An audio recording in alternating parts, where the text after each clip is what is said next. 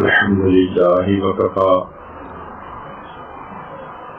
وسلام على عباده الذين اصطفى أما بعد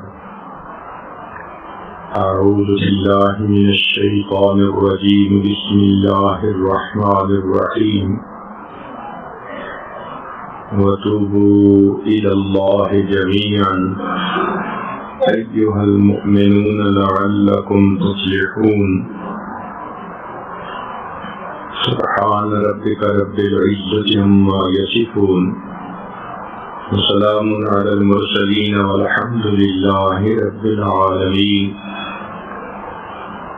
اللهم صل على سيدنا محمد وعلى آل سيدنا محمد وبارک وسلم۔ انسان جب بھی کوئی کام شریعت کے خلاف کرتا ہے اسے گناہ کہتے ہیں۔ اللہ رب العزت کے حکم کے خلاف کرنا یا نبی علیہ الصلوۃ والسلام کی سنت مبارکہ کے خلاف کرنا اس کو گناہ کہتے ہیں۔ ایسا کام انسان کے دل پر ظلمت آنے کا باعث ہوتا ہے۔ نیکی کرنے سے دل منور ہوتا ہے، گناہ کرنے سے دل سیاہ ہوتا ہے۔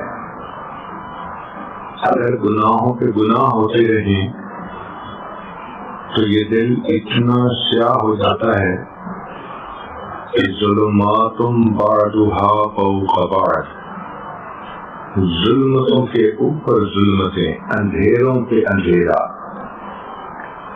دل بالکل سیاہ ہو جاتا ہے، سخت ہو جاتا ہے۔ چنانچہ گناہوں کے کچھ اثرات ہیں جن میں سے ایک اثر یہ کہ گناہ انسان کے دل کو پریشان رکھتا ہے۔ کوئی آدمی کتنے ہی کامیاب طریقے سے گناہ کیوں نہ کرے، اس کا دل پریشان ہوتا ہے۔ اسے روکنے والا کوئی نہ ہو، اسے سمجھانے والا کوئی نہ ہو، اس کے لیے گناہ کرنے کا موقع میسر ہو، پھر بھی یہ گناہ اس کے دل کو پریشان رکھے گا۔ یہ ایک روگ ہے جو انسان اپنے دل میں پال لیتا ہے، جس کی وجہ سے دل کا سکون اور چین لٹ جاتا ہے۔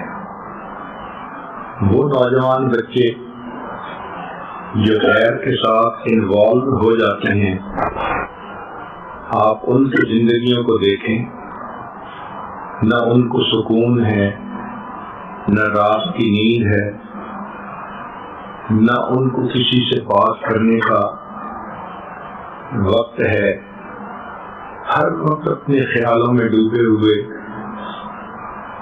اور الجھے ہوئے اور پریشان ایسے لگتا ہے کہ سکون تو ان سے روٹ ہی گیا ہے۔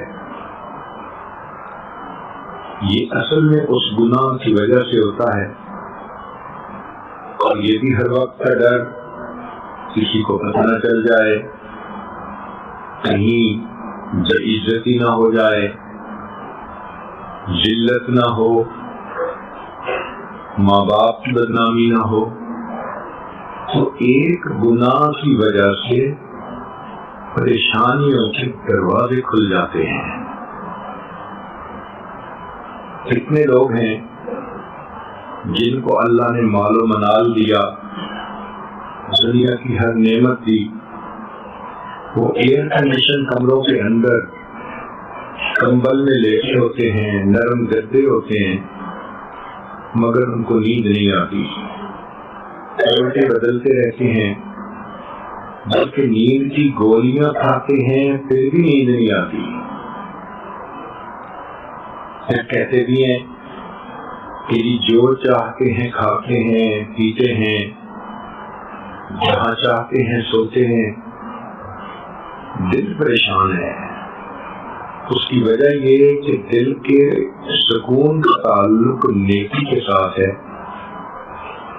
کتنی تسکین ہے وابستہ تیرے نام کے ساتھ، نیند کانٹوں پہ بھی آ جاتی ہے آرام کے ساتھ۔ جب اللہ رب العزت کی طرف دھیان نہ رہا، گناہوں میں الجھ گئے، تو اللہ ایسے لوگوں کو سکون سے محروم کر دیتے ہیں۔ گناہ کرتے ہیں مزے لینے کے لیے اور الٹا گناہ کر کے پریشان ہو جاتے ہیں۔ تو گناہوں کی ایک تاثیر تو یہ کہ انسان کا دل پریشان رہتا ہے، اور دوسری بات یہ کہ گناہ کی وجہ سے انسان سے نیکی کی توفیق چھین لی جاتی ہے۔ نماز پڑھنے کو دل نہیں چاہتا، دعا مانگنے کو دل نہیں چاہتا، فجر میں اٹھا نہیں جاتا، پردہ کرنا بوجھ نظر آتا ہے، جھوٹ پہ جھوٹ بولنے پڑتے ہیں۔ چنانچہ دین پابندیاں ہی پابندیاں نظر آتی ہیں۔ انسان پریشان ہوتا ہے کہ کیوں میری طبیعت شریعت کی طرف مائل نہیں ہوتی۔ اس کی بنیادی وجہ کہ گناہوں کی ظلمت انسان کو نیکی کی توفیق سے محروم کر دیتی ہے۔ تلاوت کرنے بیٹھے ہیں تو آدھا صفحہ پڑھ کے تھک جاتے ہیں، ویسے ٹی وی دیکھنے بیٹھے ہیں تو گھنٹوں بیٹھے رہو، ڈرامے دیکھو، فلمیں دیکھو، گانے سنو، گھنٹوں طبیعت ٹھیک رہتی ہے، لیکن مصلی پہ آ کے کھڑا ہونا مصیبت نظر آتی ہے۔ یہ گناہ کی ظلمت ہے کہ انسان سے نیکی کی توفیق چھین لی جاتی ہے۔ تو ایک تو گناہ سے دل سیاہ ہوتا ہے، دوسرا دل کا سکون لٹ جاتا ہے، اور تیسرا نیکی کی توفیق چھین لی جاتی ہے۔ اس لیے ہمیں چاہیے کہ ہم گناہوں کو چھوڑ کر نیکوکاری کی زندگی گزارنے کی عہد کریں۔ ابن تیمیہ رحمۃ اللہ علیہ نے اپنی کتاب الایمان الاوسط میں 10 وجوہات لکھی ہیں جن سے انسان کے گناہ معاف ہوتے ہیں۔ امید ہے کہ مستورات ان 10 وجوہات کو توجہ کے ساتھ سنیں گی اور کوشش کریں گی کہ جتنے گناہ بخشوا سکیں اتنا بہتر ہے۔ سب سے پہلی چیز جس سے گناہ معاف ہوتے ہیں اس کو کہتے ہیں توبہ۔ توبہ کا مطلب ہوتا ہے تنزیہ القلب عن الذنب، کہ دل کو گناہ سے انسان خالی کر لے، دل میں گناہ کی حسرت نہ رہے، دل میں گناہ کی چاہت نہ رہے، دل پاک ہو جائے۔ پہلے دل پاک ہوگا، پھر گناہوں سے انسان کا چھٹکارا ہوگا۔ عہد کرے کہ اللہ میں نے آئندہ گناہ نہیں کرنے۔ یہ توبہ ڈیلیٹ کمانڈ کی مانند ہے۔ جس طرح آپ کے سیل فون سے میسج آیا اور آپ نے ڈیلیٹ کر دیا تو وہ ایسے جیسے کہ تھا ہی نہیں۔ اسی طرح توبہ کر لینے سے انسان کے کیے ہوئے تمام گناہ ڈیلیٹ ہو جاتے ہیں، نامہ اعمال سے ہی ختم کر دیے جاتے ہیں۔ حدیث پاک میں نبی اسلام نے ارشاد فرمایا التائب من الذنب کمن لا ذنب لہ، کہ گناہ سے توبہ کرنے والا ایسے ہوتا ہے جیسے اس نے گناہ کیا ہی نہیں ہے۔ اور یہ توبہ ہر بندے کو کرنی چاہیے۔ کافر ہے تو کفر سے توبہ کرے، عام مسلمان ہے تو گناہ کبیرہ سے توبہ کرے۔ اگر کوئی کہے میں تو گناہ کبیرہ نہیں کرتا تو وہ غفلت سے توبہ کرے کہ وقت غفلت میں گزر جاتا ہے، اگر کوئی کہے کہ میں تو اللہ سے غافل بھی نہیں ہوتا، تو اس کو بھی چاہیے کہ وساوس نفسانی اور شیطانی سے توبہ کرے۔ نیک لوگوں کو بھی شیطانی نفسانی وساوس آتے رہتے ہیں، حتیٰ کہ دوران نماز بھی آ جاتے ہیں۔ اگر کوئی بندہ یہ دعویٰ کرے کہ میری جمعیت حضوری اتنی ہو گئی کہ مجھے نفسانی خواہشات شہوات بھی پریشان نہیں کرتی، تو اس کو چاہیے کہ اپنے اخلاص کی کمی پہ توبہ کرے۔ کوئی بندہ یہ دعویٰ نہیں کر سکتا کہ میں پورے اخلاص کے ساتھ عبادت کر رہا ہوں، جب اللہ کے پیارے حبیب صلی اللہ علیہ وسلم نے فرما دیا ما عبدناک حق عبادتک، اے اللہ ہم نے آپ کی عبادت نہیں کی جیسے کہ کرنی چاہیے تھی، تو دنیا کا کون انسان ہے جو یہ سوچے کہ میں نے تو عبادت کا حق ادا کر دیا۔ اس لیے اخلاص کی کمی پر تو سب کو توبہ کرنی چاہیے۔ معلوم ہوا کہ نیک ہو یا برا ہو، ہر بندے کو اپنے حال کے مناسب توبہ کرنی چاہیے۔ یہاں ایک سوال پیدا ہوتا ہے کہ بعض گناہ ایسے ہوتے ہیں کہ کوشش کے باوجود نہیں چھوٹتے۔ جو نوجوان انوالو ہوتے ہیں کہیں، وہ سوچتے ہیں جی کہ ہم تو اس کو چھوڑ ہی نہیں سکتے، تو بھائی ہمارے لیے چھوڑنا مشکل ہے، اللہ تعالیٰ کے لیے تو چھڑوا دینا آسان ہے۔ ہم اللہ تعالیٰ کی رحمت پہ امید رکھیں اور دعا مانگیں کہ اے پروردگار آپ ہمیں گناہ کی ذلت سے بچا لیجیے، آپ ہمیں طاعات کی عزت عطا فرما دیجیے۔ اور سچی بات تو یہ ہے کہ جب نقصان کا ڈر ہوتا ہے تو انسان آسانی کے ساتھ گناہوں کو چھوڑ دیتا ہے۔ مثال کے طور پر بچھو سے ڈر ہوتا ہے کاٹنے کا، کوئی بھی قریب نہیں جاتا۔ سانپ کا ڈر ہوتا ہے، کوئی بھی قریب نہیں جاتا۔ بجلی کا ڈر ہوتا ہے، کوئی بھی اس کو انگلی نہیں لگاتا۔ آگ سے ڈر ہوتا ہے، ہر بندہ دور رہتا ہے۔ تو جس طرح دیکھنے میں سانپ اتنا خوبصورت ہے مگر ہم نے کبھی بھی اس کو نہیں پکڑا، اس لیے کہ ہم سمجھتے ہیں کہ اگر سانپ نے ڈس لیا تو موت واقع ہو جائے گی۔ اسی طرح مومن کے دل میں یہ یقین آ جاتا ہے اگر میں نے قبیلہ کو کر لیا تو میری روحانی موت واقع ہو جائے گی۔ اس طرح انسان گناہوں کے تقاضے کو دبا سکتا ہے اور نیکی کی زندگی گزار سکتا ہے۔ دوسرا عمل جس سے کہ انسان کے گناہ معاف ہوتے ہیں اس کو کہتے ہیں الاستغفار، کہ انسان اپنے گناہوں پہ نادم ہو۔ جتنا استغفار کرے گا اتنا گناہ زیادہ بخشے جائیں گے۔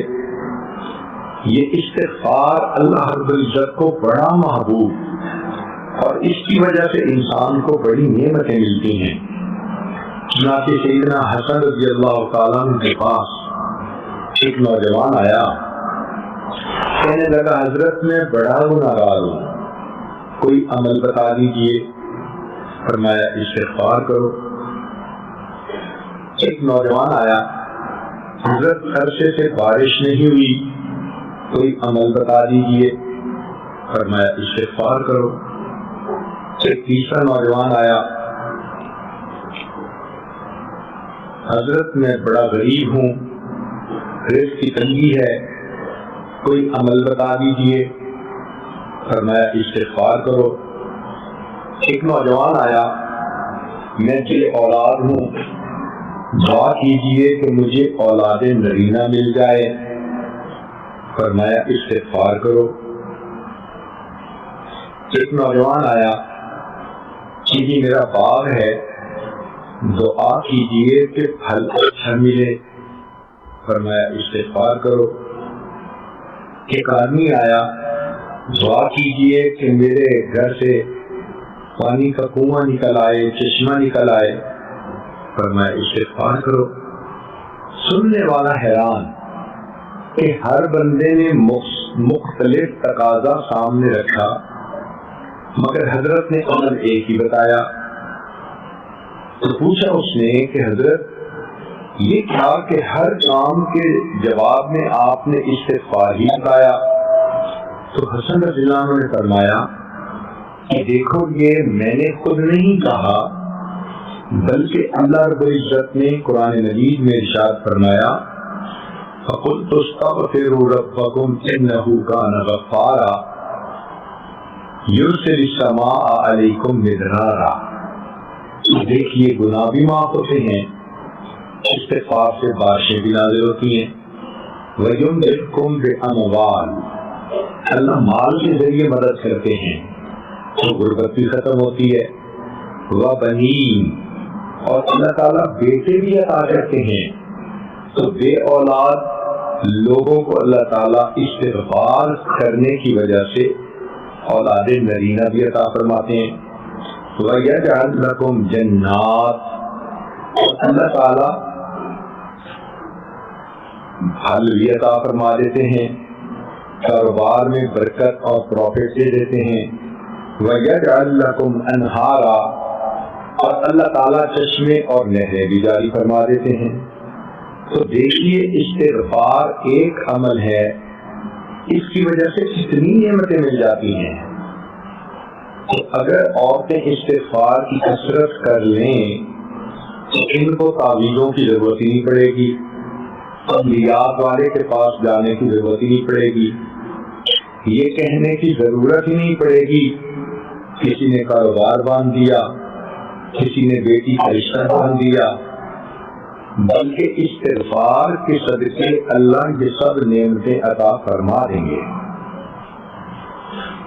استغفار ہر بندے کے لیے کرنا ضروری، نیکی کرے تو بھی استغفار کرے۔ ذرا غور کیجئے کہ نبی علیہ السلام جب وضو فرماتے تھے تو وضو کے بعد استغفار فرماتے تھے، حالانکہ وضو عبادت ہے اور حکم شریعت ہے کہ جو عضو وضو تک دھوتے ہیں اس کے گناہ جھڑ جاتے ہیں۔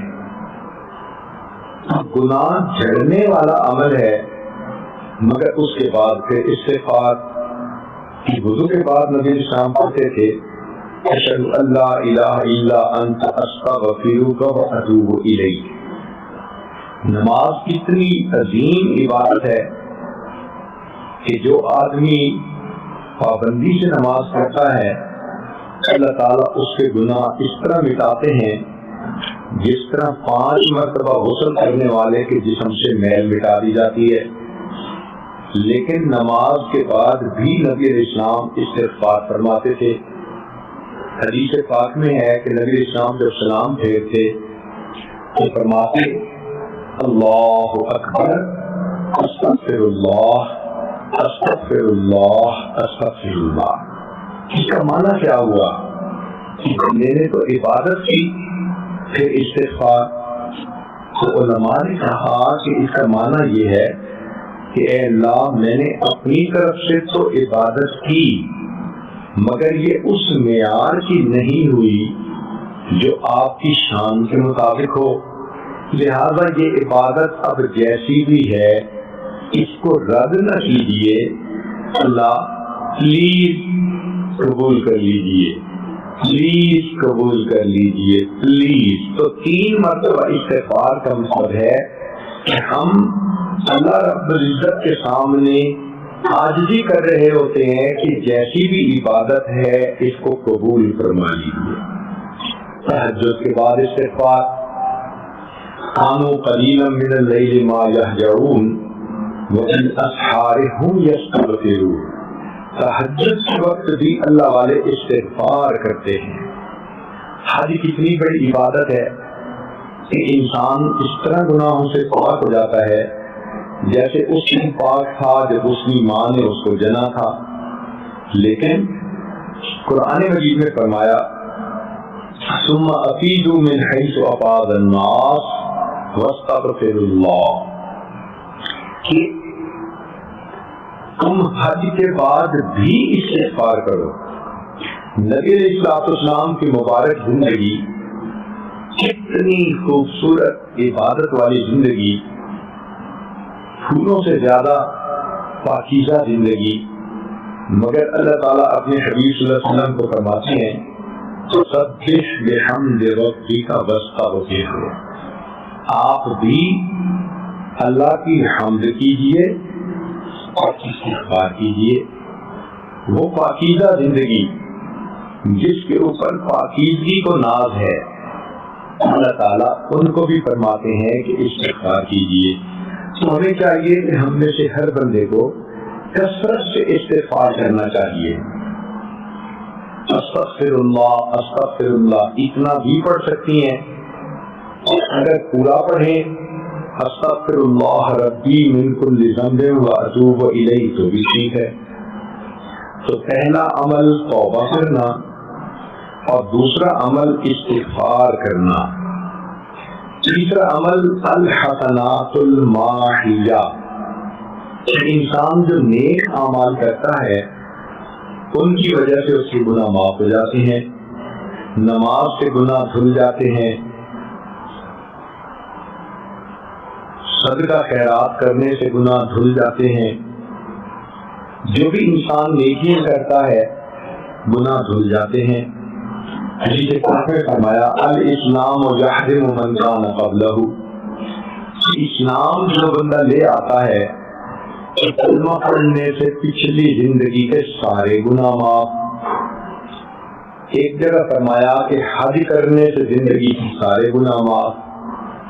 ایک حدیث پاک میں آیا ہجرت اللہ کے لیے کرے تو پچھلی زندگی کے سارے گناہ معاف۔ بنی اسرائیل کی ایک فاحشہ عورت تھی، اس نے پیاسے کتے کو دیکھا، اس کو پانی پلایا، پیاسے کتے کو پانی پلانے پر فاحشہ عورت کے گناہوں کو معاف کر دیا گیا۔ یہاں پر شیطان ایک دھوکہ دیتا ہے، دل میں یہ جانتا ہے تم بے پردہ پھرتی ہو، تمہاری نمازوں کا کیا فائدہ۔ یہ بہت بڑا دھوکہ ہے۔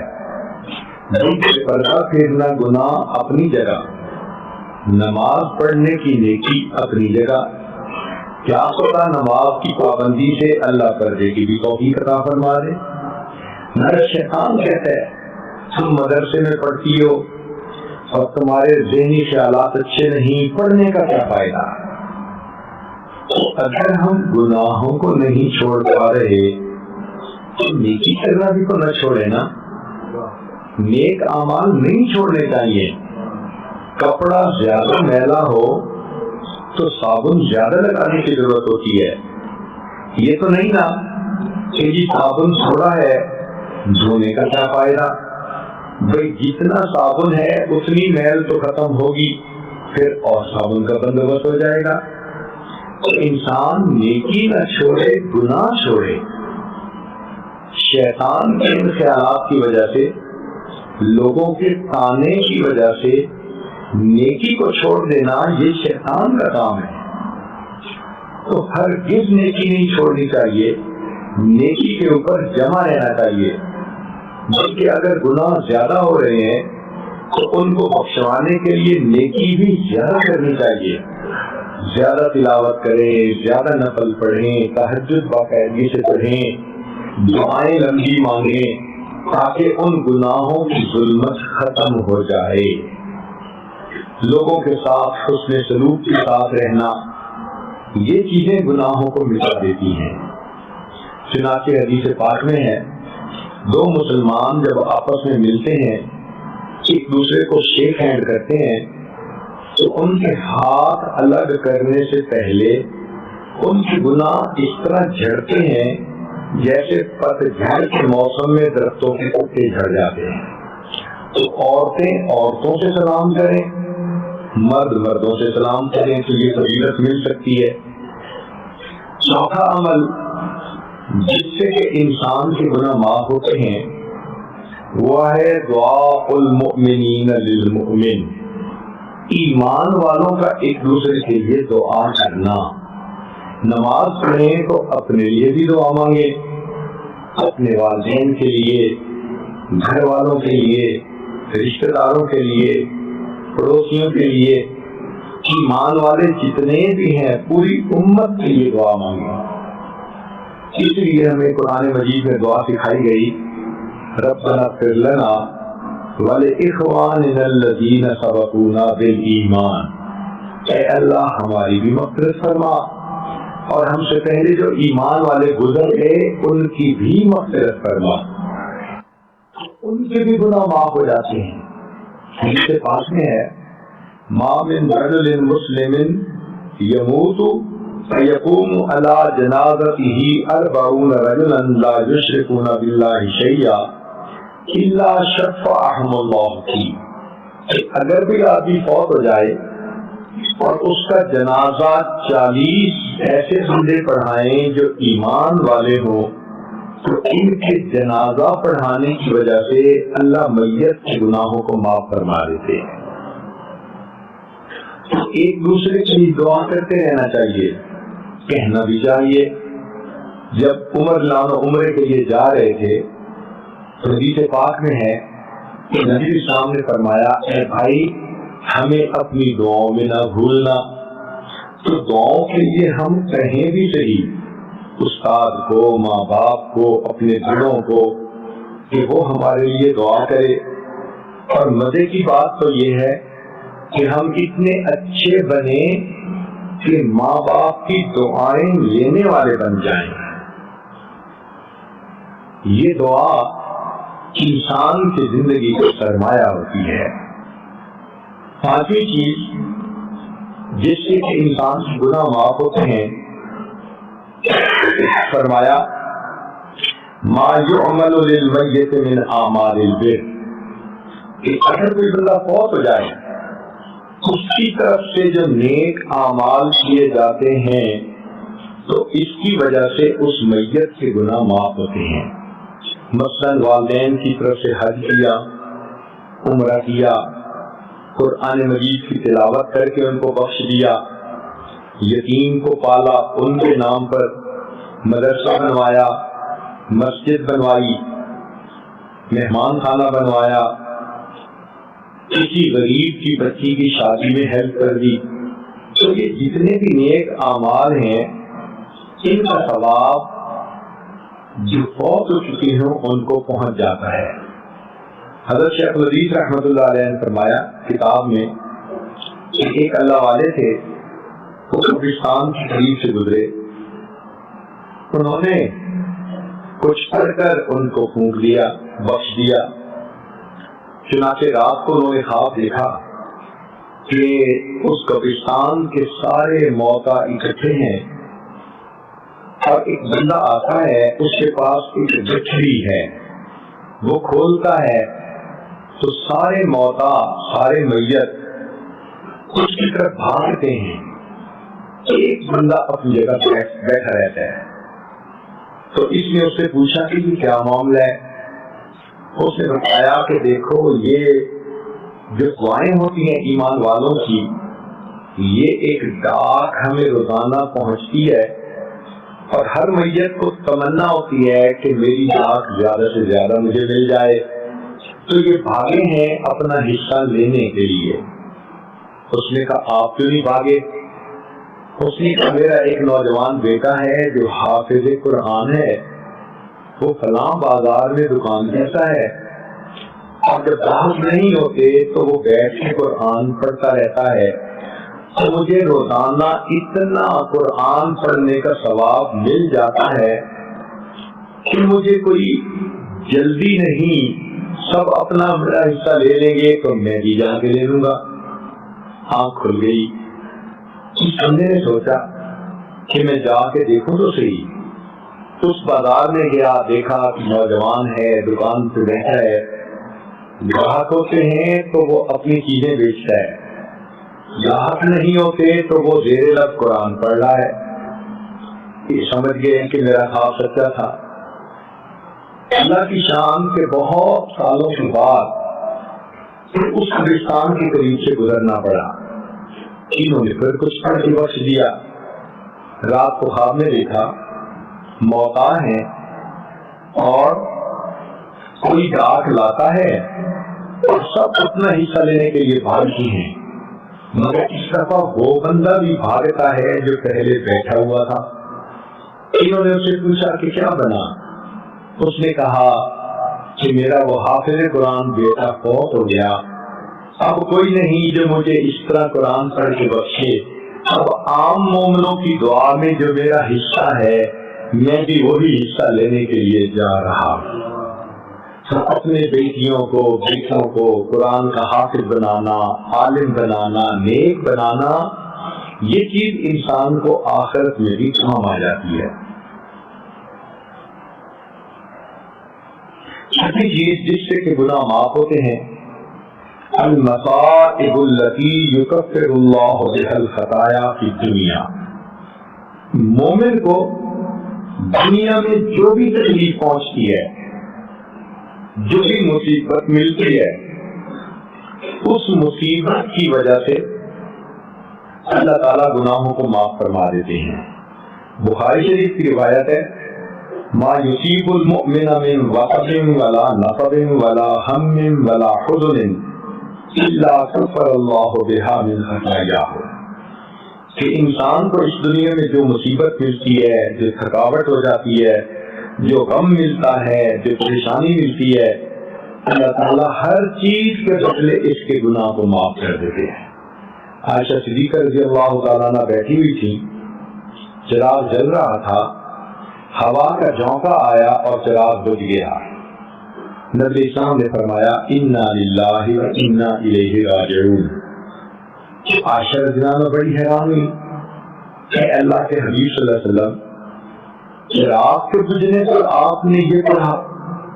فرمایا کہ ہاں، مومن کو چھوٹی سی بھی اگر کوئی مصیبت پہنچے اور وہ انا للہ پڑھ لے، اللہ اس پر بھی اس کو اجر عطا فرماتے ہیں۔ آپ ذرا سوچئے کہ جس مومن کو چراغ کے بجھ جانے پہ اجر ملتا ہے، اگر کوئی قریبی عزیز فوت ہو جائے، اس کی زندگی کا چراغ بجھ جائے اور یہ صبر کر لے تو اس پر کتنا اجر ملے گا۔ علماء نے لکھا ہے کہ ایک بندے کی دو جیبیں تھیں، اس نے ایک میں اپنی گھڑی ڈالی، نکالنے کے لیے دوسری جیب میں ہاتھ ڈالا تو گھڑی نہیں تھی۔ جب اس کو شوق لگا، ذہنی صدمہ ہوا، تو میری گھڑی، اگرچہ اس کو دوسری پاکٹ سے مل بھی گئی، یہ جو تھوڑی دیر کی اس کو پریشانی ملی، اللہ اس پر بھی اجر عطا فرما دیتے ہیں۔ تو مومن کو تو ہر چیز پہ اجر، اس لیے ہمیں کرنا چاہیے صبر۔ شیطان بدبخت یہ کہتا ہے کہ صبر ختم کر دیتا ہے، ہر چیز پہ اعتراض، ہر چیز پہ جھگڑا، ہر چیز پہ ناپسندیدگی، اجر ہی ختم ہو جاتا ہے۔ چنانچہ گھروں کے اندر اگر عورتوں کو صبر کے ساتھ رہنے کی عادت پڑ جائے، گھروں کی جھگڑے ہی ختم ہو جائے۔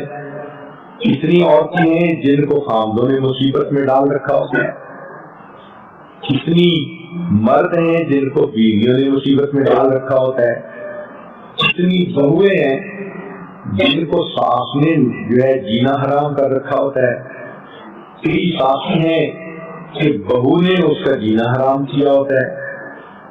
عجیب و غریب حالات ہوتے ہیں۔ بہرحال جس نے بھی جس کو پریشان کیا ہو، اگر اگلا بندہ صبر کے ساتھ رہے تو اس کے گناہ معاف ہوں گے۔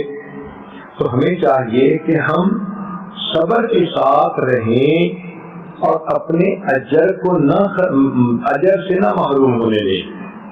بے صبری سے مصیبت تو ختم نہیں ہوتی، مصیبت پہ ملنے والا اجر چلا جاتا ہے۔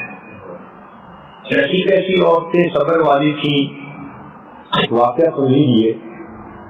ایک صاحب فرماتے ہیں کہ میں طواف کر رہا تھا، ایک عورت کو دیکھا جو کہہ رہی تھی اللہ میں اس حال میں بھی تو اس سے راضی ہوں. تو میں نے اس سے پوچھا کہ کیا ہوا؟ کہنے لگی کہ میرے گھر میں 3 بیٹے تھے چھوٹے. میں ایک دن تندور پہ روٹیاں لگا رہی تھی، 2 بچے کمرے میں کھیل رہے تھے اور ایک بچہ میرے قریب رینگ رہا تھا. اچانک میں نے کمرے سے آواز سنی، دوڑ کے گئی تو کیا دیکھا کہ تیز چھری کہیں پڑی تھی، وہ بچے کے ہاتھ لگ گئی اور اس نے اپنے گلے پہ پھیر لی. اس کو پتہ نہیں تھا کہ اس سے ہوگا کیا. جب اس کا ونڈ پائپ پھٹا اور وہ تڑپا تو دوسرے نے دیکھا تو وہ بھاگ گیا. میں آئی تو میرے آنے تک وہ میرا بیٹا ٹھنڈا ہو چکا تھا، روح نکل گئی تھی. میں نے اس کی لاش کو اٹھایا اور صحن میں لا کر اس کو چارپائی کے اوپر لٹایا تو میں نے محسوس کیا کہ میرا دوسرا بیٹا ڈر خوف سے کہیں بھاگ گیا. تو کروں کہاں ہے؟ تو کمرے میں لکڑیاں پڑی تھی صحن میں، وہ لکڑیوں کے پیچھے جا کے چھپ گیا تھا. جب میں نے وہاں اس کو ڈھونڈا تو پتہ چلا کہ وہاں ایک سانپ تھا جس نے بچے کو کاٹ لیا اور وہ میرا بیٹا بھی وہیں مرا پڑا تھا. میں اس کو اٹھا کے لائی اور پہلے بچے کے ساتھ چارپائی پر دوسری پر اس کو لٹا دیا. تو میں نے محسوس کیا کہ میرا سب سے چھوٹا بچہ جو رینگ پر تھا وہ کدھر ہے. جب میں آئی تو میں نے دیکھا کہ وہ تنور کے اندر گر گیا تھا. میں نے اس کے جلے ہوئے جسم کو نکالا. 3 بچوں کی لاشیں میرے سامنے تھی. میں نے بچوں کو نہلایا، کفنایا، ان کا جنازہ ہوا. جب ان کو دفن کر دیا گیا میں عمرے پہ آ گئی اور میں طواف کرتے ہوئے یہ دعا کر رہی تھی، اللہ میں اس حال میں بھی تجھ سے راضی ہوں. جس پروردگار نے بیٹوں کی نعمتیں دی اسی پروردگار نے مجھ سے واپس لی. تو سوچئے کہ ان مصیبتوں کی حالت میں بھی صبر کرنے والے صبر کرتے ہیں. حدیث مبارکہ ہے، نبی اسلام نے ارشاد فرمایا میں قیامت کے دن جب جنت میں جانے لگوں گا ایک عورت ہوگی وہ میرے ساتھ ساتھ جنت میں داخل ہوگی. یوں لگے گا کہ جیسے یہ مجھ سے بھی پہلے داخل ہونا چاہتی ہے. تو میں فرشتوں سے پوچھوں گا یہ عورت کون ہے؟ تو مجھے بتایا جائے گا یہ آپ کی امت کی ایک بیوہ عورت ہے، مگر اس کے 12 بچے تھے اور ایک بچہ بچپن کے اندر فوت ہوتا گیا. یہ آنسو روک لیتی تھی، غم کو پی جاتی تھی. اس نے اپنی زندگی میں 12 بچوں کو نہلایا، اپنا کے دفن کے لیے بھیجا. ان مصیبتوں پر صبر کرنے کی وجہ سے اللہ نے اس ماں کو اتنا درجہ دیا کہ یہ جنت میں نبی اسلام کو پیچھے جنت میں داخل ہو. تو ہمیں زندگی میں جو بھی مصیبتیں پریشانیاں ملے ہم صبر برداشت کر لیں. یہ ہے ہی دنیا، یہاں صبر ہی کرنا پڑتا ہے. ان اللہ مع الصابرین، اللہ تعالیٰ صبر کرنے والوں کے ساتھ ہیں. غم مانگے نہیں، اللہ سے عافیت مانگے. لیکن اگر غم آ جائے تو صبر کیا کریں تاکہ صبر کا اجر ضائع نہ ہو. 7ویں چیز جس سے کہ انسان کے گناہ معاف ہوتے ہیں، ما يحصل في القبر من الفتنة والضغطة والروعة. انسان جب فوت ہوگا اور قبر میں جائے گا تو قبر کے اندر اس کو ضغط قبر پیش آئے گا. ضغط قبر کہتے ہیں کہ قبر کی دیواریں ملتی ہیں اور بندے کو پیش کرتی ہیں. اگر تو ہو گناہگار تو پھر تو اتنا دباتی ہیں کہ دائیں سائڈ کی پسلیاں بائیں طرف اور بائیں سائڈ کی پسلیاں دائیں طرف ہو جاتی ہیں. اتنی تکلیف ہوتی ہے. اس کو ضبط قبر پیش کہتے ہیں. اور یہ ضبط قبر نیکوں کو بھی پیش آئے گا اور بروں کو بھی پیش آئے گا. اور حیران ہوگی آپ نیکوں کو بھی پیش آئے گا. جی نبی علیہ السلام کے ایک صحابی سعد رضی اللہ عنہ فوت ہوئے. نبی علیہ السلام نے ان کا جنازہ پڑھایا اور جب قبرستان کی طرف چلنے لگے تو اللہ کے حبیب صلی اللہ علیہ وسلم پنجوں کے بل چل رہے تھے. ایک صحابی نے پوچھا کہ اللہ کے حبیب صلی اللہ علیہ وسلم آپ پنجوں کے بل کیوں چل رہے ہیں؟ آپ صلی اللہ علیہ وسلم نے فرمایا سعد کی نماز جنازہ میں شرکت کے لیے اتنے فرشتے آسمان سے اتر آئے کہ مجھے پاؤں رکھنے کی جگہ نہیں مل رہی. دوسری بات نبی علیہ السلام نے فرمائی کہ سعد کی موت پر اللہ کا عرش بھی 3 دن تک روتا رہا. یہ وہ صحابی ہیں کہ جن کی وفات پر اللہ کا عرش بھی 3 دن رویا. ایسی شخصیت، مگر اللہ کے حبیب صلی اللہ علیہ وسلم نے فرمایا سعد کو بھی ضرورت قبر پیش آیا. تو معلوم ہوا کہ ضرورت قبر تو ہر ایک کو پیش آئے گا. تو سوال پیدا ہوتا ہے کیوں پیش آئے گا؟ اگر دیکھیں تو سن لیجئے کہ دنیا کے اندر جو ہم نے اللہ کی نعمتیں کھائیں، لذتیں اٹھائیں، کپڑے پہنے، بن سنور کے رہے، آسان اور سکون زندگی ملی، ایئر کنڈیشن کمرے، خوبصورت محل نما گھر، گاڑیوں کے سفر، تو یہ جتنی اللہ کی نعمتیں ہیں ان کی بھی تو قیمت پے کرنی ہوتی ہے. مثال یوں سمجھیں، آپ اگر کسی ریسٹورینٹ پہ جاتی ہیں کھانا کھانے کے لیے، اپنی مرضی کی ڈشز تو منگاتی ہیں، لیکن جب اٹھنے لگتی ہیں تو بل تو پے کرنا پڑتا ہے. اسی طرح اللہ سے ہم دنیا میں نعمتیں تو مانگتے ہیں اور اللہ نعمتیں دنیا میں دے بھی دیتے ہیں، مگر ان نعمتوں کی پیمنٹ بھی تو کرنی ہوتی ہے. تو یہ ضرورت قبر مومن کے لیے ان نعمتوں کی پیمنٹ ہوتی ہے. اس لیے غریب ہوں گے تو ضرورت قبر تھوڑا، امیر ہوں گے تو ضرورت قبر زیادہ، کیونکہ اس نے زیادہ نعمتوں کو استعمال کیا. جتنی زندگی کی لذتیں ہوں گی ان کے پرپورشنل ضرورت قبر پیش آئے گا. تو ضرورت قبر تو پیش آنا ہے. ہاں، مومن کے ضرورت قبر میں اور کافر کے ضرورت قبر میں ایک فرق ہے. وہ یہ کہ فرض کرو آپ کا ہاتھ دروازے میں آ گیا، پریس ہوا تو تکلیف ہوئی، کئی دن تکلیف دی جاتی، تو یہ بھی ہاتھ کا پریس ہونا ہے. اور کئی مرتبہ آپ کے سر میں درد ہوتا ہے، آپ بیٹی کو کہہ دیتی ہیں بیٹی ذرا سر دباؤ، بیٹی بھی سر دباتی ہے، مگر اس سر کے دبانے سے راحت ہوتی ہے. دبانا تو دونوں کو کہیں گے، پاؤں بھی دبا، ہاتھ بھی دبے، مگر وہ تکلیف کا باعث بنے. سر بھی دبایا گیا مگر راحت کا باعث بنا.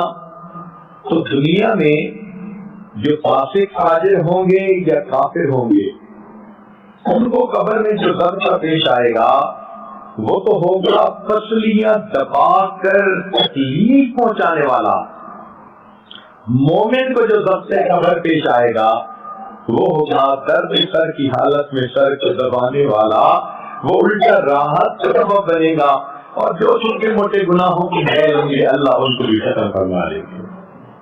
ضرورت قبر کو بہانہ بنا کے اللہ رہے سہے گناہوں کو بھی معاف کر دیں گے. 8ویں چیز جس سے گناہ معاف ہوتے ہیں، احوال یوم القیامت وکربھا وشدائدھا. فرمایا قیامت کے دن جب انسان اللہ کے سامنے کھڑے ہوں گے تو اس وقت بہت زیادہ خوف کی کنڈیشن ہوگی. انبیاء بھی نفس نفسی پکارتے ہوں گے اور لوگ بھی اس وقت پریشان ہوں گے. ہر انسان اپنے گناہوں کے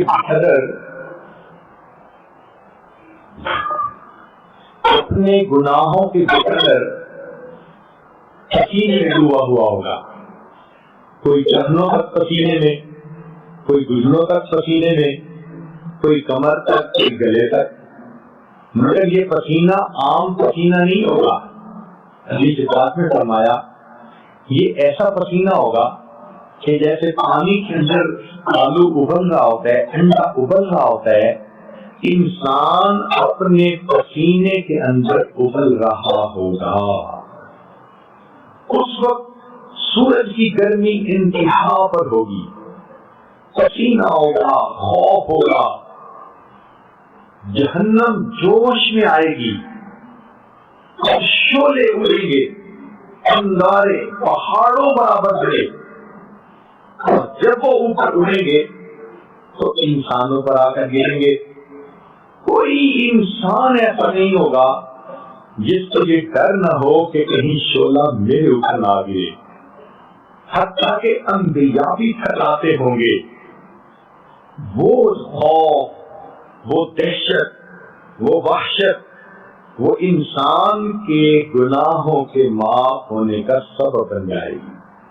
اس دن کی پیاس، اس دن کی ندامت انسان کے لیے گناہوں سے بچاؤ کا سبب بن جائے گی۔ نویں چیز جس سے گناہ معاف ہوں گے، فرمایا شفاعت النبی صلی اللہ علیہ وسلم فی اہل الذنوب یوم القیامہ۔ قیامت کے دن اللہ کے حبیب صلی اللہ علیہ وسلم اپنے گنہگار امتیوں کی شفاعت فرمائیں گے۔ بخاری شریف کی روایت ہے، نبی اسلام نے فرمایا خیرت بین ان یدخل نصف امتی الجنہ وبین الشفاعہ فاخترت الشفاعہ۔ اللہ رب العزت نے مجھے چوائس دیا، اے میرے نبی صلی اللہ علیہ وسلم، یا تو میں آپ کی آدھی امت کے گناہوں کو معاف کر کے جنت دے دوں گا، یا پھر آپ جن کی شفاعت کریں ان کو بھیج دوں گا۔ نبی اسلام نے فرمایا فاخترت الشفاعہ، میں نے شفاعت کو پسند کر لیا، میری شفاعت سے آدھی سے زیادہ امت جو گناہگار لوگ ہوں گے اللہ ان کی جنت عطا فرمائے گا۔ اللہ اکبر کبیرہ۔ نبی علیہ السلام نے ارشاد فرمایا ہر نبی کو اللہ تعالیٰ نے ایک ایسی دعا مانگنے کا اختیار دیا کہ جیسی دعا مانگیں گے من و ان قبول کر لی جائے گی۔ تو سب انبیاء نے دعائیں مانگی۔ ایک صحابی نے پوچھا کہ اللہ کے حبیب صلی اللہ علیہ وسلم آپ کو بھی اختیار ملا؟ نبی اسلام نے فرمایا ہاں مجھے بھی اللہ تعالیٰ نے اختیار دیا، مگر میں نے دعا مانگی نہیں، میں نے اس کو ذخیرہ بنا لیا۔ قیامت کے دن جب میری امت کا حساب ہو رہا ہوگا اس وقت میں وہ دعا مانگوں گا، اور اس وقت تک جنت میں نہیں جاؤں گا جب تک میرا آخری امتی بھی جنت میں نہیں داخل ہو جائے گا۔ اللہ اکبر کبیرہ۔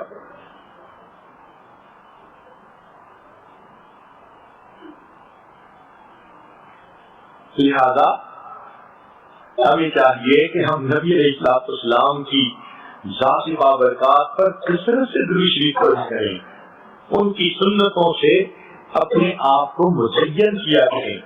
یہ قیامت کے دن شفاعت ان لوگوں کو ملے گی جو نبی علیہ السلام کی سنت کا احترام کرنے والے لوگ ہوں گے۔ آج عورتوں کے طبقے میں سنت کی پابندی بہت کم ہے، ان کو فیشن اچھے لگتے ہیں، ان کو یورپ کے ڈیزائن اچھے لگتے ہیں، یہ بچوں کو بھی لباس وہی پہنانا پسند کرتی ہیں، ان کو زبان بھی وہی کی اچھی لگتی ہے۔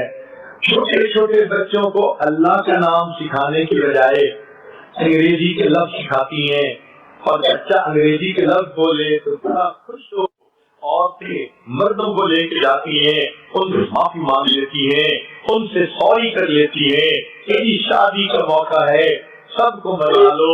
حتیٰ کہ جس گھر میں سب روٹے آ گئے اس گھر سے اللہ اور اس کے حبیب صلی اللہ علیہ وسلم کے طریقوں کو نکال دیا، تو ہم نے پھر ان کا تو مقام نہ سمجھا، ان کے ساتھ نہ کی، ہم نے ان کے جو ہے ضرور آ جاتا ہے جو سنت کے مطابق زندگی گزارنے والا بندہ ہوگا قیامت کے دن اللہ کے حبیب صلی اللہ علیہ وسلم کے سامنے جائے گا. وہ آقا صلی اللہ علیہ وسلم کے حبیب صلی اللہ علیہ وسلم کی شفاعت ہمیں بھی نصیب ہو تاکہ اللہ تعالیٰ قیامت کے دن ہماری اس دن جو ہے وہ اللہ تعالیٰ ہماری بھی مغفرت فرما دے اور گناہوں کو اللہ تعالیٰ معاف فرما دے. علماء نے ایک نسخہ کتابوں میں لکھا ہے جو فرماتے ہیں کہ اللہ تعالیٰ نبی اسلام کے بارے میں فرماتے ہیں کہ تہجد بھی نافلۃ لک حتی یبعثک ربک مقاما محمودا. اے میرے محبوب صلی اللہ علیہ وسلم تہجد کے نوافل بالمؤمنین رحیما. اے میرے بندو تم دنیا میں ایمان بچا کے چلے آؤ گے تو پھر دیکھنا میں قیامت میں تمہارا کیا اکرام کرتا ہوں, میں تمہارے لیے کیا مہربانیاں کرتا ہوں. تو اللہ تعالیٰ قیامت کے دن اپنے بندوں پر مہربانی فرمائیں گے اور ان کے گناہوں کو معاف کریں گے صرف اس وجہ سے کہ ان اللہ بالناس لرؤوف الرحیم. ماں بچے سے مامتا کی وجہ سے شفیق ہوتی ہے, اللہ اپنی رحمت کی وجہ سے اپنے بندوں پہ شفیق ہے. اتنی رحمت ہوگی, حضرت قاری محمد طیب رحمت اللہ علیہ نے لکھا کہ قیامت کے دن اللہ تعالیٰ کی اتنی رحمت ہوگی کہ ایک وقت آئے گا شیطان بھی سر اٹھا کر دیکھے گا شاید میری بھی مغفرت ہو جائے. اگر شیطان کو بھی امید لگ سکتی ہے تو پھر چلنے والوں کے تو مزے ہوں گے جو ایمان بچا کے دنیا سے چلے گئے. اللہ کی رحمت ہوگی اور اللہ کی رحمت سے سارے جنت میں چلے جائیں گے. امام غزالی رحمت اللہ علیہ نے عجیب واقعہ لکھا ہے, وہ سنا کے یہ عاجز بات کو مکمل کر دیتا ہے. فرماتے ہیں وہ لوگ جن پر اللہ کی رحمت ہوگی جنت میں چلے جائیں گے, پھر اللہ انبیاء کو شفاعت کی اجازت دیں گے, لوگ جنت چلے جائیں گے, پھر علماء, شہداء, صلحاء عام جنت کی شفاعت کریں گے. حتیٰ کہ جس کے دل میں ذرہ برابر بھی ایمان ہوگا سارے کے سارے بالآخر جہنم سے نکال کے جنت میں ڈال دیے جائیں گے. اس کے بعد وہ جہنمی رہ جائیں گے, یا تو مشرک کافر منافق ہوں گے یا ایسے ہوں گے کہ جن کے دل میں ذرے سے بھی تھوڑا ایمان تھا, وہ لوگ جہنم میں رہ جائیں گے. حتیٰ کہ وہ آگ میں جلتے رہیں گے جلتے رہیں گے. جب اللہ تعالیٰ چاہیں گے یا اللہ کی رحمت جب جوش میں آئے گی اللہ تعالیٰ کیا کریں گے, ان جنتی ان جہنمیوں میں اور جو مشرک کافر ہوں گے ان کے درمیان کی آگ کو اللہ تعالیٰ شیشے کی طرح ہو کر آئے ہو جب جنتی مذاق کریں گے. ایک وقت آئے گا وہ سارے وتقاء الرحمان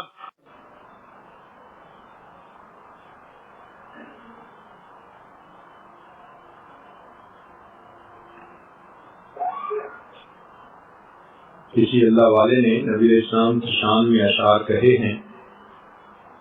خلاصہ یہ کہ اے اللہ کے حبیب صلی اللہ علیہ وسلم, اللہ نے دنیا میں میرے عیبوں پر پردے ڈال رکھے ہیں اور میں عزت کی زندگی گزارتا پھر رہا ہوں.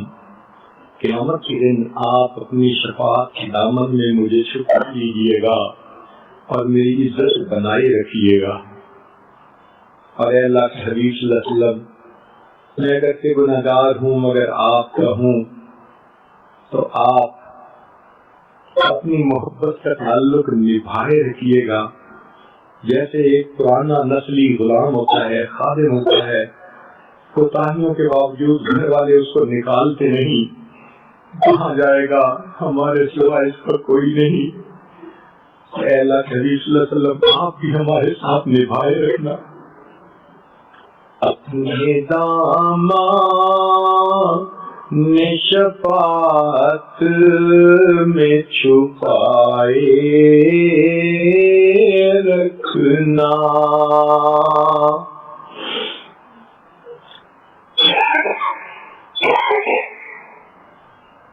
اپنے دامن شفاعت میں چھپائے رکھنا. میرے سر کا میری بات بنائے رکھنا، آپ کی یاد ستاتی ہے تو رو لیتے ہیں، اپنی یادوں کہ ہمیں روگ لگائے رکھنا، میں نے مانا کہ گناہگار ہوں پر آپ کا ہوں، میں نے مانا کہ گناہگار ہوں پر آپ کا ہوں، اس گناہگار سے سرکار نبھائے رکھنا، اس گناہگار سے سرکار نبھائے رکھنا،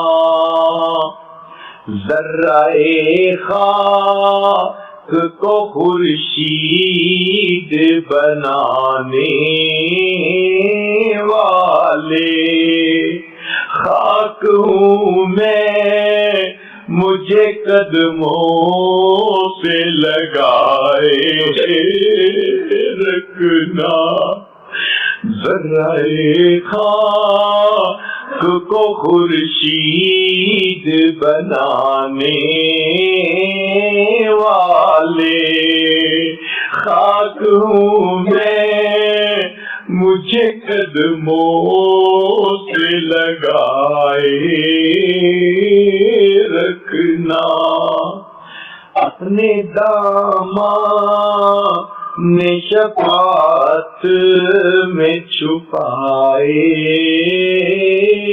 رکھنا، میرے سرکار میری بات بنائے رکھنا۔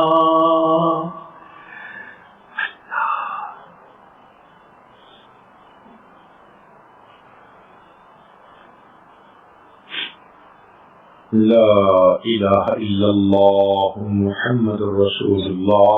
دعا کے لیے سبحان ربی الاعلی الوہاب، اللہم صلی علی سیدنا محمد وعلی آل سیدنا محمد وبارک وسلم۔ اے مالک، ہم آپ کے عاجز مسکین بندے ہیں، ہمارے گناہوں کو معاف فرما، خطاؤں سے درگزر فرما، علموں کی پردہ پوشی فرما۔ اللہ ہماری نگاہوں کو پاک فرما، دلوں کو صاف فرما، سینوں کو اپنی محبت سے لبریز فرما، اپنی عشق کی آتش ہمارے سینوں میں پیدا فرما، ہمارے انگ انگ سے اپنے ذکر کو جاری فرما، روئے روئے سے اپنے ذکر کو جاری فرما، ہڈی ہڈی بوٹی بوٹی میں اپنی محبت پیدا فرما۔ اللہ ہمیں نماز کی حضوری نصیب فرما، سجدے کا سرور نصیب فرما، قرآن پاک پڑھنے کا لطف نصیب فرما، رات کے آخری پہر کی مناجات کی لذت نصیب فرما، ایمان حقیقی کی حلاوت نصیب فرما۔ اے مولا، ہماری ظاہر کی بیماریوں کو دور فرما، باطن کی بیماریوں کو دور فرما۔ اللہ ہمارے علم میں برکت عطا فرما، عمل میں برکت عطا فرما، رزق میں برکت عطا فرما، صحت میں برکت عطا فرما، دین میں برکت عطا فرما، اولاد میں برکتیں عطا فرما۔ اللہ ہمارے وقت میں برکتیں عطا فرما، وقت کے مناسب اچھے فیصلے کرنے کی توفیق عطا فرما، آنے والے وقت کو گزرے وقت سے بہتر فرما، آنے والی زندگی کو گزری زندگی کا کفارہ بنا۔ اے کریم آقا، ہمیں گناہوں کی ذلت سے محفوظ فرما اور ہمیں طاعات کی عزت نصیب فرما۔ اے رب کریم، ہمارے حال پر رحمت کی نظر فرما۔ اللہ بچہ پریشان ہوتا ہے ماں باپ کی طرف دوڑتا ہے، بندہ پریشان ہوتا ہے پروردگار کی طرف لوٹتا ہے۔